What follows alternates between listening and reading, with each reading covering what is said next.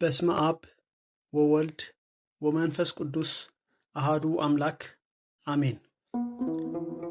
በዕለት ሰሉስ ዝጽለ ሶርያዊ ቅዱስ ኤፍሬም ዝደረሶ ናይ አዴና ቅድስት ድንግል ማርያም ወላዲተ አምላኽ ምስጋና። አኽሊል ትምክሕትና ጀማሪት ድሕነትና መሰረት ንጽሕናና ብድንግል ማርያም ኮነ። ምእንቲ ድሕነትና ሰብ ዝኾነ አካላዊ ቃል እግዚአብሔር ወለደትልና። ብርግጽ ሰብ ኮይኑ እንተ ተወልደውን ፍጹም አምላኽ እዩ። ንሳ ብድንግልና ከላ ወሊዳቶ እያሞ ናይ ምውላድ ሓይሊ ክንገር ዘይኽእል አደናቂ እዩ። ስለዚ ቅድስት ድንግል ለምንልና። ጎይታ ብፍቃዱን ብስምረት አቡኡን መንፈስ ቅዱስን መጺኡ አድሐነና።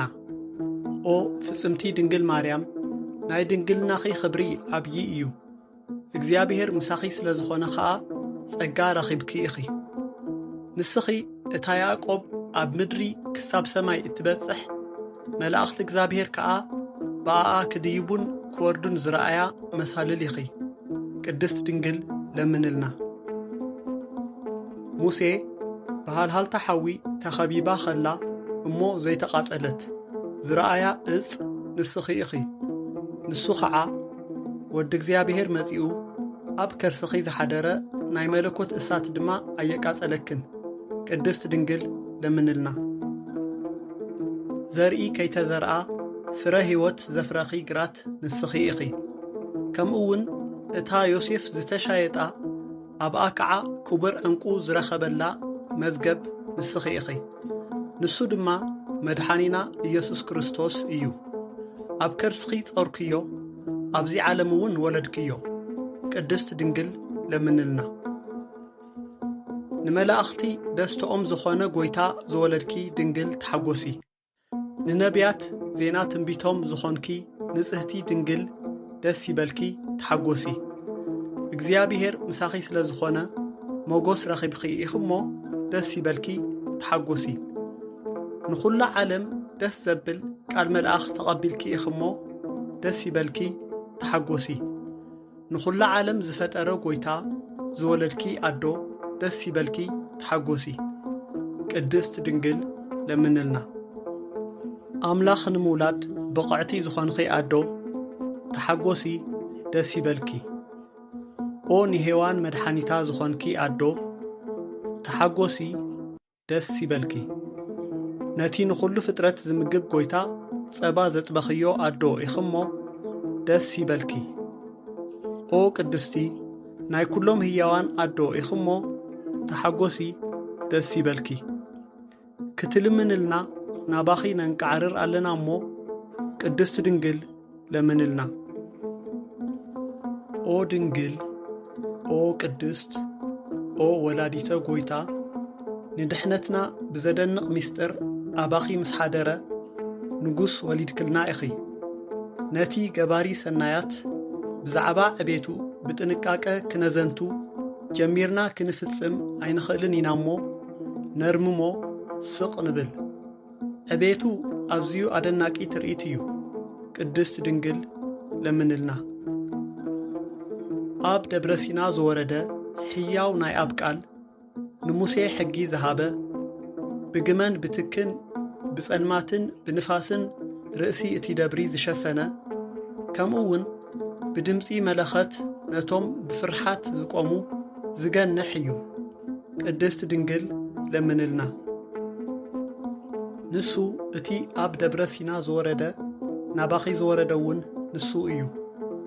ኦ ብትሕትና እትዛረብ ደብሪ መፍቀሪ ሰብ ዝኾነ ጐይታ ብዘይምልዋጥ ካባኺ ሰብ ኮነ፣ ሥጋ ለበሰ፣ ከማና ዝዛረብ ፍጹም ሰብ ኮነ።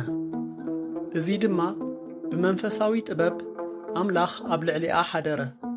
ፍጹም ሰብ ኮነ፣ ንኣዳም ከድሕኖ ሓጢኣቱ ክሓድገሉ ብበዝሒ የቕሬታኡን ምሕረቱን ናብ ናይ ቀደም ቦታኡን ዝምልሶ እዩ። ቅድስት ድንግል ለምንልና። ንድንግል ዕቤታ ክንገር ኣይከኣልን እዩ። ምኽንያቱ ጐይታ ሓሪዩ ዋስ መጺኡ ኣብኣ ሓዲሩ እዩ። ማንም ክቀርቦን ክምርምሮን ዘይኽእል እቲ ኣብ ብርሃን ዝሓድር ኣምላኽ 9 ወርሒ ኣብ ከርሳ ተጸውረ።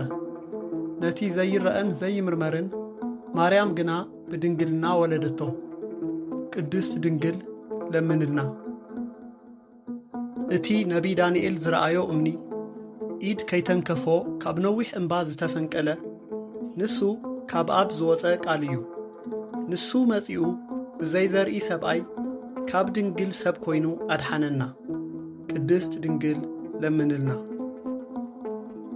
ንስኺ ንጽህቲ ጨንፈር ናይ እምነት መቐመጢ ኾንኪ። ኦ ንጽህቲ ወላዲተ ኣምላኽ ንቅዱሳን ኣቦታትና ቅንዕቲ ሃይማኖቶም ኢኺ። ብድንግልና ስጋን ነፍስን ሕትምቲ ኢኺ። ንቃለ ኣብ ኢየሱስ ክርስቶስ ወለድክልና ንሱ እውን መጺኡ ኣድሓነና። ቅድስት ድንግል ለምንልና። ንስኺ ኣዶ ብርሃን ክብርቲ ወላዲት ጐይታ ኢኺ። ነቲ ዘይረአ ቃል ዝጸርክዮ ንዕኡ ምስ ወለድኪ ድማ ብድንግልና ዝነበርኪ ብምስጋናን ብባርኾትን የኽብሩኺ እዮም። ቅድስት ድንግል ለምንልና። ብዛዕባ ክብርኺ ከዘንቱ ዝኽእል ኣየናይ ልሳን እዩ? ኦ ንጽህቲ ድንግል ኣዲኡ ንቃል ኣብ ነቲ ክሩቤል ዝስከምዎ ንጉስ መንበሩ ኮንኪ። ኦ ብርኽቲ ብጽእቲ ንብለኪ ኣብ ኩሉ ውልድ ወለዶ ስምኪ ንዝክር። ኦ መልክዐኛ ርግቢ ኣዶ ጐይታ ኢየሱስ ክርስቶስ ቅድስት ድንግል ለምንልና። ኣዶን ገረድን ዝኾንኪ ቅድስት ድንግል ማርያም ተሓጐሲ ደስ ይበልኪ። ነቲ ኣብ ሕቑፍኺ ዘሎ ጐይታ መላእኽቲ የመስግንዎ እዮም። ኪሩቤል እውን ብፍርሓት ይሰግድሉ። ሱራፊኤል ድማ ብዘይምቁራጽ ክንፎም ዘርጊሖም እዚ እቲ ናይ ምስጋና ንጉስ እዩ ይብሉ። ንሱ ብበዝሒ ምሕረቱ ኃጢአት ዓለም ክድምስስ መጸ። ቅድስት ድንግል ለምንልና።